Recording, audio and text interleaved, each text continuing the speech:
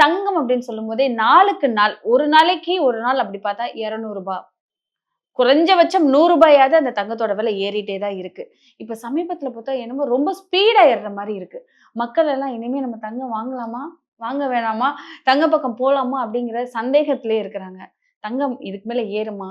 தங்கம் எப்போதுமே ஏறிக்கொண்டே இருக்கக்கூடிய ஒரு ஒரு உலோகம் தாம்மா. ஆரம்பத்துல இருந்து. ஆனா இந்த முறை நடந்தது வந்து இந்த 1 வருஷத்துல பயங்கர ஸ்பீடு. ஜெனரலாவே நீங்க நார்மலா கேள்விப்பட்டு பாருங்க. தங்கத்துல எப்பவுமே இன்வெஸ்ட் பண்ணுங்க. அது எப்போதுமே விலை இறங்காது.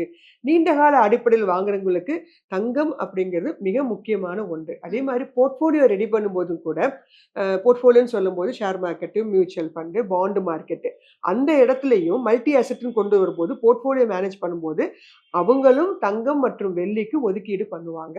ஸோ டிஜிட்டல் முறையிலயும் தங்கத்துக்கு பயன்பாடு இருக்குது. நார்மலாக பேப்பர் இல்லாம பிசிக்கல் முறையிலயும் தங்கத்துக்கு பயன்பாடு இருக்குது. ஸோ தங்கம் என்பது நம்முடைய பழைய காலத்துல இருந்து நீங்க 1950லேருந்து பார்க்கும்போது வளர்ந்து கொண்டே தான் இருந்தது. ஆனா இந்த 1 வருடம் அப்படியே டபுளாக போன 2025 ஜான்வரில 1 கிராம் ரூ. 7,000லாம் இருந்த காலம் மாறி இன்று டபுளாக அதுவும் ஒரே வருஷத்துல. மெதுமெதுவாக வரும். ஒரு 5 வருஷம், 6 வருஷம் எடுத்துக்கிட்டு டபுளாக மாறுவது உண்டு.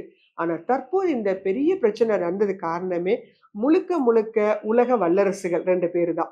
அமெரிக்காவும், சைனாவும் தான் இதற்கு மேஜரான காரணமாக நம்ம சொல்லலாம். இந்த தங்கம் இந்த அளவு டபுளா மாறுனதுக்கு.